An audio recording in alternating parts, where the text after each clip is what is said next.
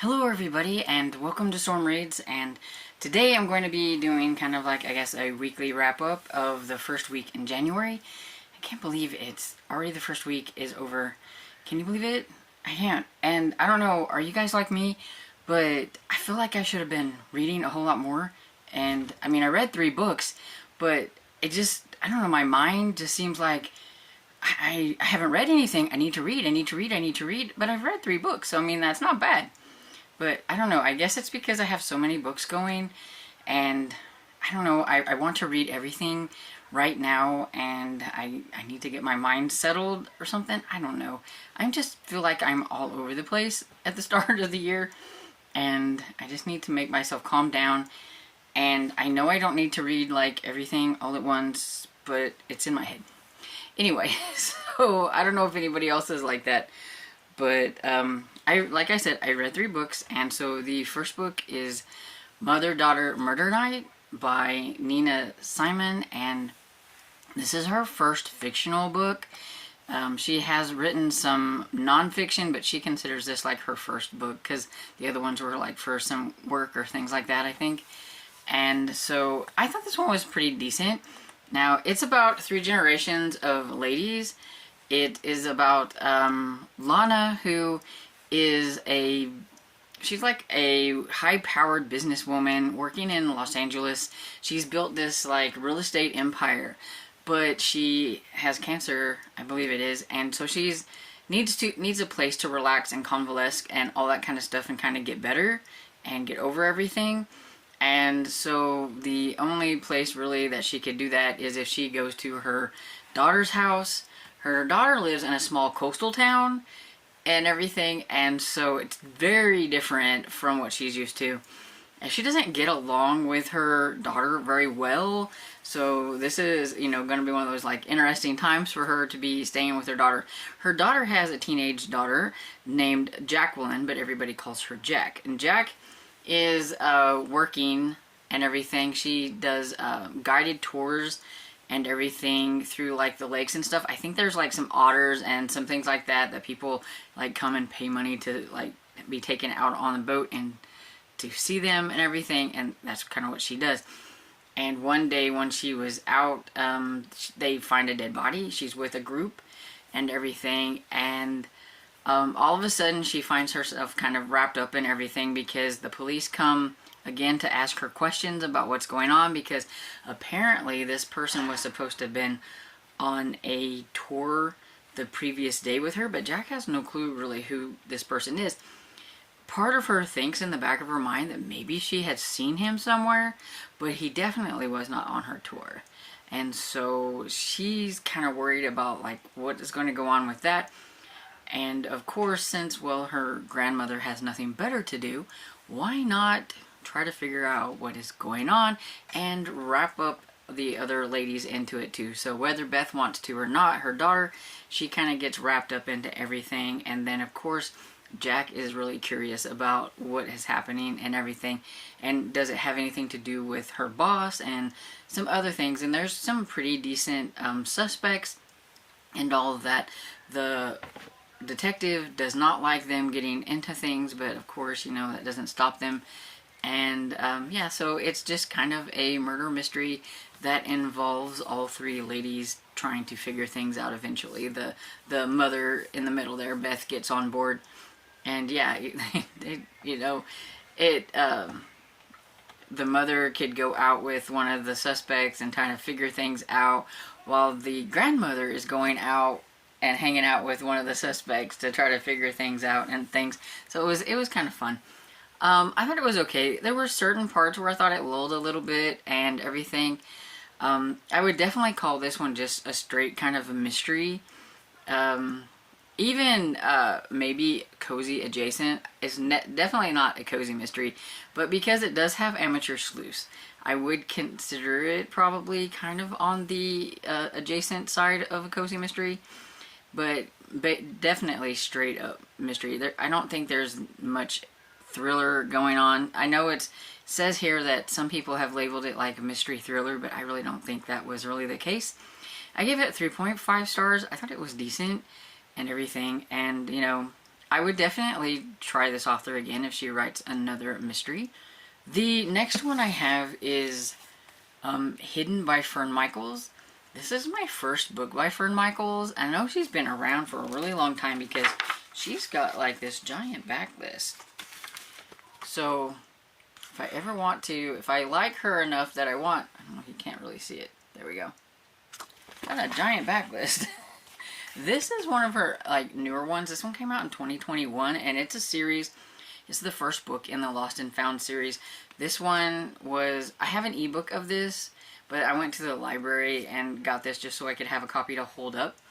And it fits for the either start a series or continue a series on my January's Kindle Kobo cleanout. And so at least I've got one of those checked off. And this one, I feel like it's very hard to explain because it goes back and forth. There's a lot of things involved in this small little book. But basically, it is about a brother and sister, Colin and Luna, and they work together and they restore furniture. And basically, I think more than anything, I think the brother does the restoration and things like that, but she helps and everything. But she also does other things because she there was a spot in here at the beginning where she is out helping look for a 3-year-old little girl who's missing, where she meets this Marshall guy, and that is a big part of the story too, is their really slow burn type of relationship they've got going on and everything. But so you've got that, but you've also got, and that's like in the North Carolina section, and then you've got Boston, you've got Arthur, and I cannot remember his wife's name.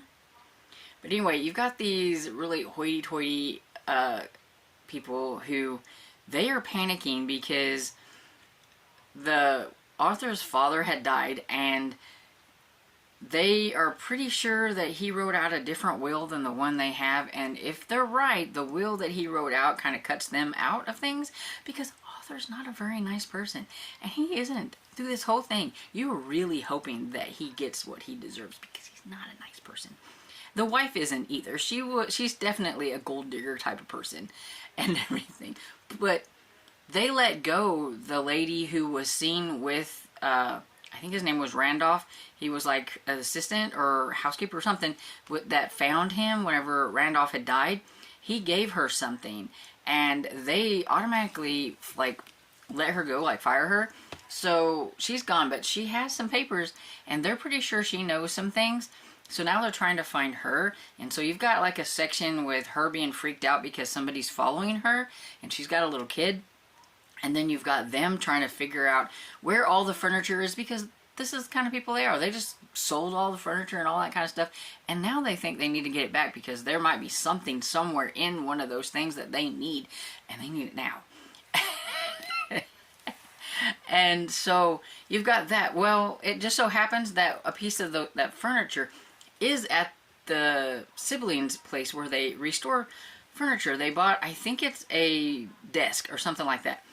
Well, also one thing about Luna is she's got like this second sight type thing or whatever, so she senses things and all that stuff, which helped her out whenever she was with this U.S. Marshal guy, which I can't remember his name because she called him Marshall all the time. I don't think that's his name. I think he was just a U.S. Marshal.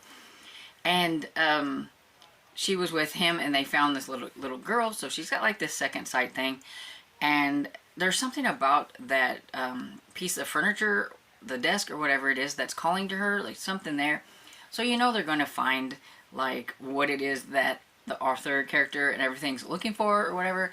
And basically it's just about all of that and everything, and they don't even find like that piece or whatever it is until really a lot closer to the end. It's really just about Luna feeling like she likes this guy, the U.S. Marshal guy, and they don't get together very often. And then her and her brother, and then a lot about the author guy and his wife, and then the other lady that's on the move. Like I said, it's very thin, so I mean, there was a lot packed into this small book, but I enjoyed it. I liked it. it was definitely fairly fast paced, and I like that kind of thing and everything. And so yeah, I'm kind of curious to see how the series is going to go on. I give it 4 stars. And so yeah, it's my first Fern Michaels, and I actually liked it, so I'm kind of curious to check out more from her. So this next book is what happens when you see a cover and you think that cover looks pretty cool. You read what it says, it's Small Town Monsters, because that's the title, and you're like, oh, it's gonna be about monsters. And it's, I don't know, the cover for some reason made me think it was like more like a middle grade book or whatever. But I went into this one fairly blind. I had absolutely no clue. I just liked it, and I had tagged it on Libby, or it was on hold. It came in. I was like, you know what? I want to try this one. So I did. So we have Small Town Monsters by Diana Rodriguez Wallace. I'm probably butchering that. But this book was not about monsters. And it's not middle grade, it's young adult. And it's about possession. And I'm not a huge possession person. I don't really care to watch that many movies about it and everything. So it definitely wasn't really what I was looking for. But it does fit a spot on the TBR-a-thon, my bingo board, because there was a place on there that says to go in blind. And that's definitely what I did. So I marked that one off. But this is about Vera, and her parents are demonologists, and because of that, she gets made fun of a lot, and she has went through school being called, like the horror kid and all these kind of things, and just some really bad names, and nobody likes her. She has no friends because nobody wants to be associated with her because her parents are freaks and all that kind of stuff. And all of a sudden, like, one of the popular kids, Maxwell, keeps staring at her, and she's like, why is he staring at me? I don't know why he's staring at me. And she's like, what in the world? Well, come to find out, there is something wrong with Maxwell's mother. He thinks that, maybe Vera can help because he knows what Vera's parents do. The thing is her parents are gone. They are exorcising some demon out of somebody somewhere in Spain or something like that, so they're not even around. Vera doesn't really have what they have. Like, I think her mother is like some kind of psychic medium, and then the father does something. I don't remember exactly. But she's never had any kind of like sight or anything that makes her feel like she's any kind of special. But after, meeting with him and everything and finding out how like worried he is, and he's got a little sister, and when she goes to their house and meets the mother for the first time, and there's definitely something wrong with her. She's like, okay, I'm going to try to help even though I have no clue what I'm doing. And so together, Maxwell and Vera are trying to figure out what is going on. It has something to do with like these angel statues. They're like a death angel or something like that. And this story is actually based on some kind of, I think, a Hispanic thing. It's not... The author talks about it at the end in like author's note. It's not the Day of the Dead, but it is something else. And I don't remember what it is because, yeah, don't expect me to do that. But anyway, it is a practicing religion of sorts. But in this one, it's used kind of more as like this like really spooky, scary occult thing going on.